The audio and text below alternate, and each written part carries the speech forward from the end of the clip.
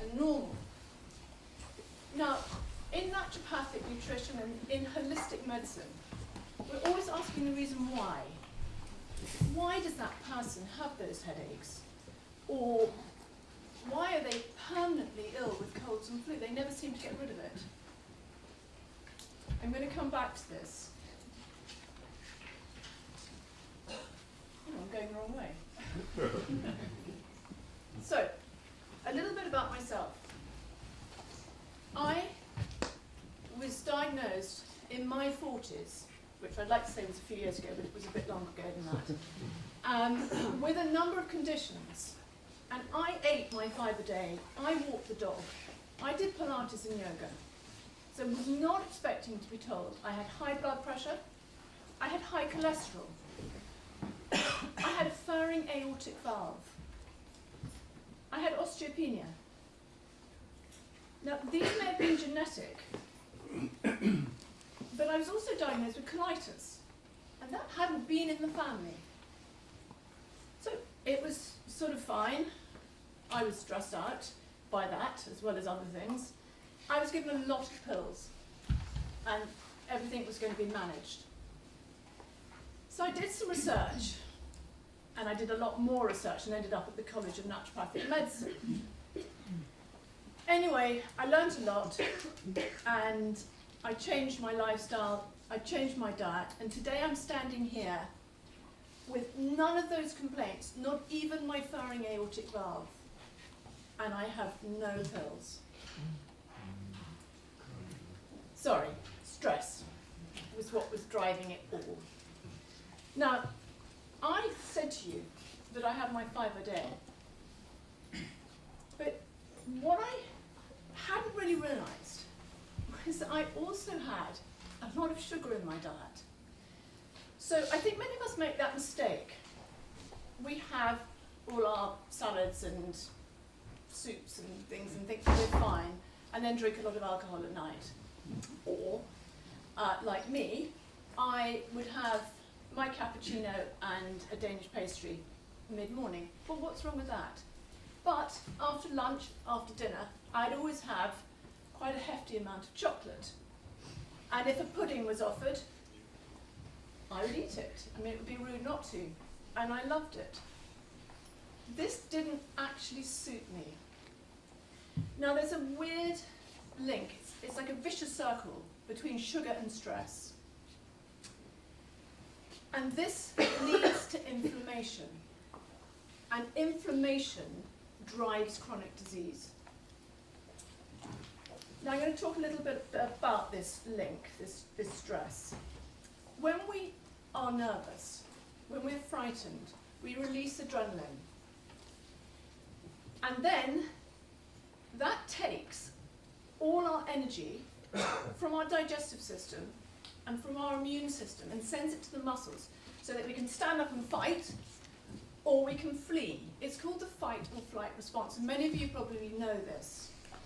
Once you've done your fighting or you've fled, cortisol is released. It's another hormone, so that you can replace the energy that you've used. Now, that means the body, the cells will store, the body will store glucose, sugar, to produce the energy that we've used. Now, that's fine if you're running from that saber-toothed tiger in the wild, but not so fine if our stressors today are things like late for work, traffic jam, child's left homework bag at school. There are also relationship problems, there may be money problems. And what happens is these stressors go on throughout the day. So we find that a lot of people may be going through their daily lives with their digestive system and their immune system on a go slow, which might explain some of those diseases on the previous slide. Sugar and refined carbohydrates, which break down to sugar very quickly, and also medications, can destroy our guts. It's the gut lining that we're talking about is often known as the microbiome, and there's a lot in the papers about it at the moment. Even on Wednesday there was a link from, can't remember, Molecular Psychiatry had released a link between the microbiome and depression. Now, our guts are designed to let small particles of digested food into the bloodstream so that we can then make use of these nutrients. And we have an army of bacteria lining our gut. Sugar and medication and stress can put this army at sort of disarray, and that allows the gut, or lets the gut allow larger particles of partially digested food into our bloodstream. This can lead to food intolerances. There are so many out there because the immune system mounts this response. It says, invader in the bloodstream, we've got to sort this out. It also leads to inflammation. Inflammation drives chronic disease. Now, inflammation is good in the short term. If you cut your finger, you need the immune system to go to that area, and you get a little bit of inflammation and then it goes. It's chronic inflammation that we need to avoid. So, we need to look after our guts. I'm going to talk to you about a client, seems really random, who came to me a few months ago. She had a family history of thyroid disease, and in her mid-teens, she had suffered from an eating disorder for a very short period of time. She was worried that she wasn't achieving what she wanted to achieve. It was no pressure from anyone else, it's what she wanted. Maybe it's what she felt was expected of her. This was then followed by 15 years of chronic fatigue.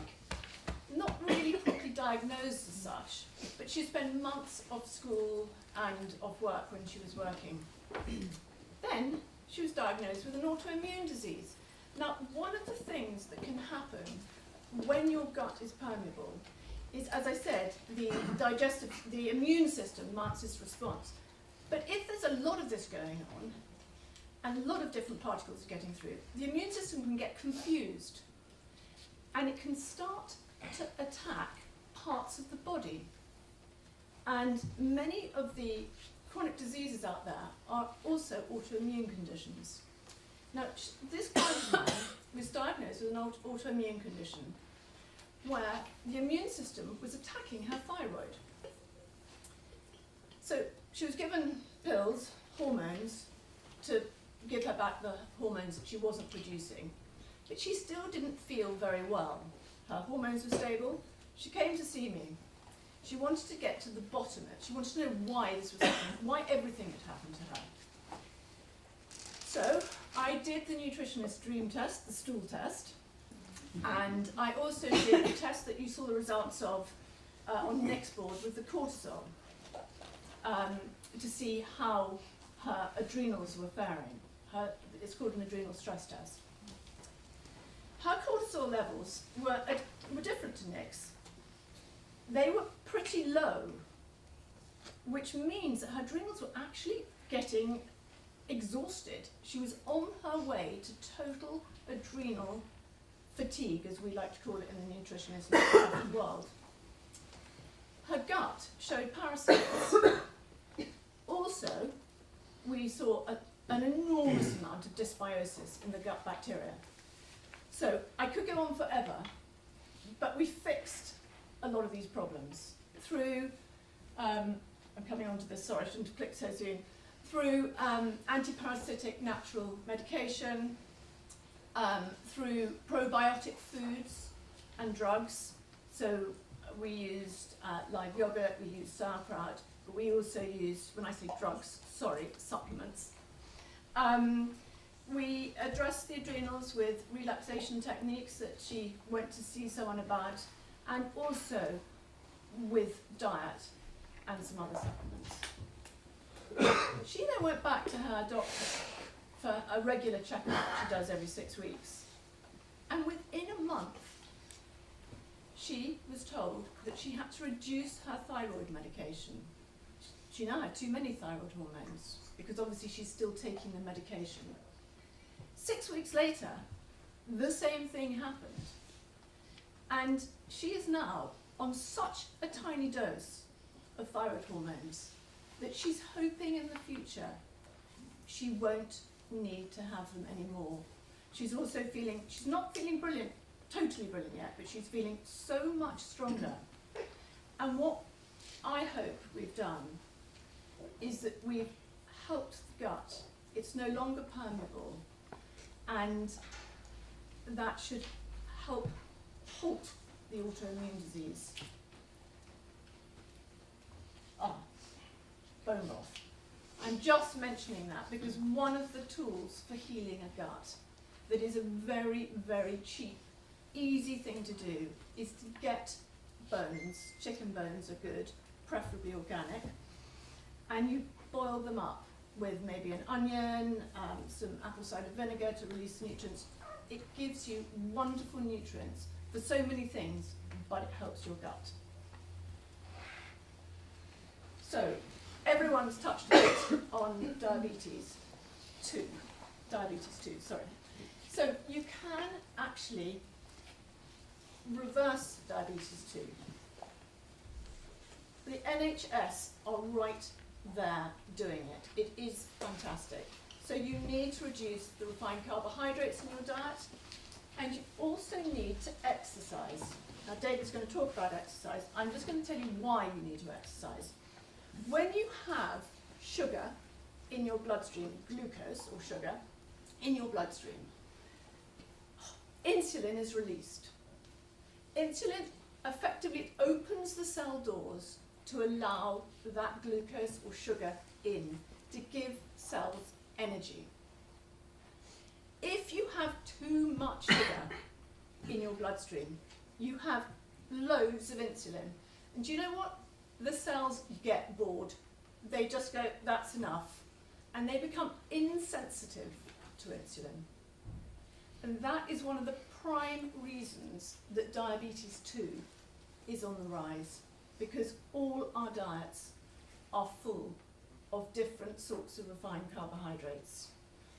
When I say refined carbohydrates, I'm talking about white flour rather than wholemeal flour, white rice rather than brown rice, etc.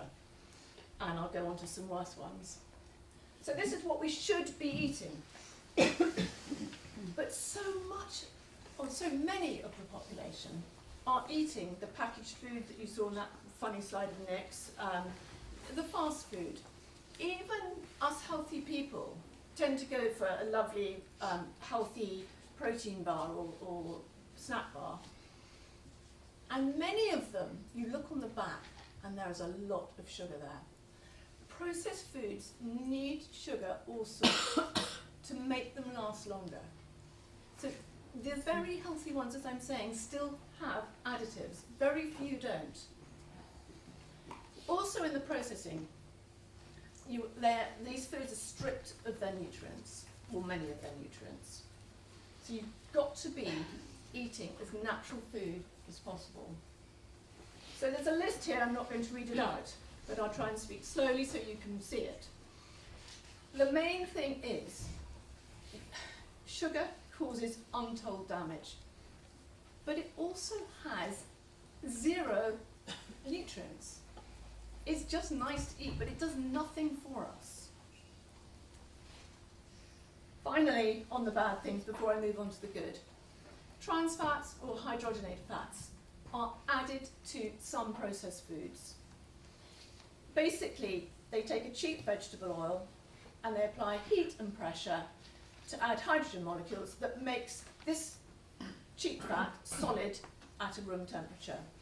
It makes it last longer. Our bodies do not recognise this chemically changed fat. It causes havoc, and research shows that it leads to abdominal fat, which in itself is quite a dangerous fat to have. So I'm going to have to be really fast. Fibre. We need a whole food diet. So brown rice and brown flour, we need to have vegetables, at least 7 vegetables and fruit a day. It is totally vital that there's fibre in your diet. We don't digest fibre, it slows down the sugar from our food getting into the bloodstream. There are 2 types of fibre. I'm not going to talk about both of them, but if you eat a variety of whole food, you will get both types of fibre. You will also get phytonutrients, which are under the skins of fruit and vegetables. In plants, they protect them against the insects and the sun. For us, they provide a lot of things. They provide anti-inflammatory compounds, again, reducing inflammation. So you can take these things to work. They are portable. You can make them the night before, the day before. Water, absolutely essential. 2 litres of water a day. Have it on your desk or at home. Protein. Many people have their salad, they think they're healthy. You've got to have protein as well. Not just meat and fish, you can have vegetarian protein. Protein repairs the cells. Healthy fats. Now these were demonized some years ago. It is vital. Fats help us, make our steroid hormones, the adrenaline and the cortisol. Fats take the fat-soluble vitamins to the parts of the body that need them. They're also another energy source for us. They also protect the brain and the nervous system by producing a sheath around the nerve cell. We also need our essential fatty acids. They are anti-inflammatory. The omega-3s are anti-inflammatory. The omega-6s we get a lot in our own diet through vegetable oil. Omega-3 you get through oily fish, if you're a vegetarian, through flax oil, hemp oil, rapeseed oil, seaweed. Totally vital that you focus on your omega-3s. Now, this lovely lady is from Okinawa, and Nick's mentioned Okinawa. They follow this lifestyle. It is all-encompassing. I've spoken a little about exercise, a little about stress, and a little about a whole food diet. It is vital that we don't skip in and out of this diet. It is something that is a way of life. It has to be something that you can sustain as well.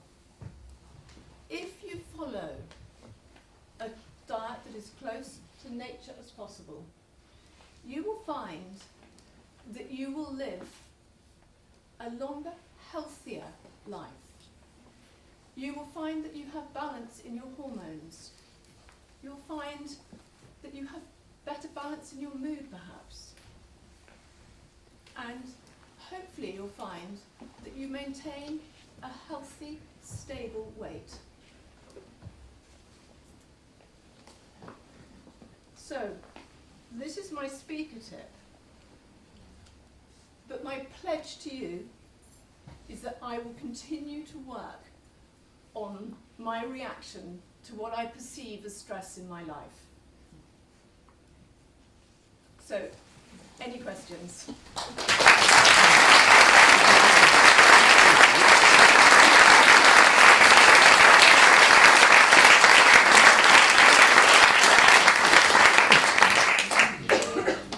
Does anyone have a question for Juliet? I obviously answered them all. There's a lady at the top there. Hi, my name's Keely. My 7-year-old daughter's just completed 18 months of cancer treatment for osteosarcoma. When she was very first diagnosed, we were told instantly, cut out sugar, from people that we knew personally, not from professionals. And we didn't know at that point how much truth was in that, whether it was the right thing to do, the wrong thing to do. We hadn't heard it before. But we've done it as much as we possibly could, which is really difficult with a child who's going through chemo and treatments and feels unwell, doesn't want to eat, so trying to do that at the same time seems really quite cruel in a way.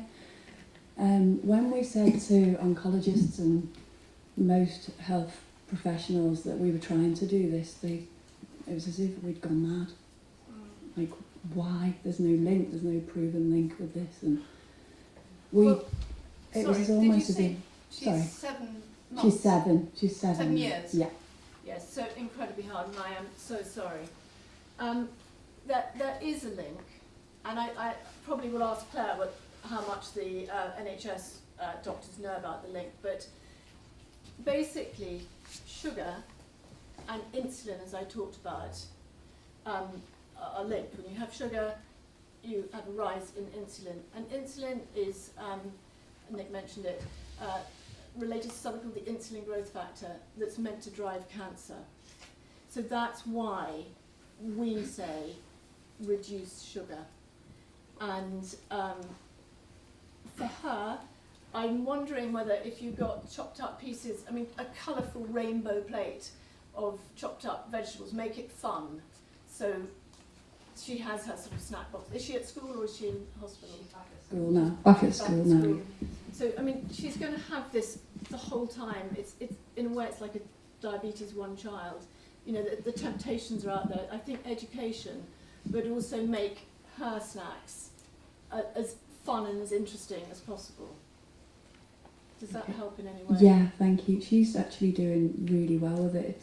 It's more the other people's reactions that's difficult. Anna's actually... But you've stopped sugar. Yeah. And you continue to, you've kept Anna off sugar. Yeah. And how does she take it? Is she She's doing really well. She has the odd thing, you know, if she's with friends at their houses and they're having something, then for me to say you can't have anything when you go there, would just be if she is having something, it's a good idea to have that, if it really is sugar, to have it with some protein, some nuts if she has nuts, I don't know, Yeah. or with some fat. That will also slow down the rise of sugar into the blood and the insulin and stop the IGF factor a little. great. Thank you. I hope I'm right medically. Thank you. We've probably got time for one more. Yes, hello? Lady in the red. Yeah. Just out of interest, do we understand why we have such a strong desire for sugar, given that it seems to be so bad for us? It's somehow a bit counterintuitive. Well, yes. So our cells have sugar receptors, and let's say, I'm being very basic, the cell has one sugar receptor.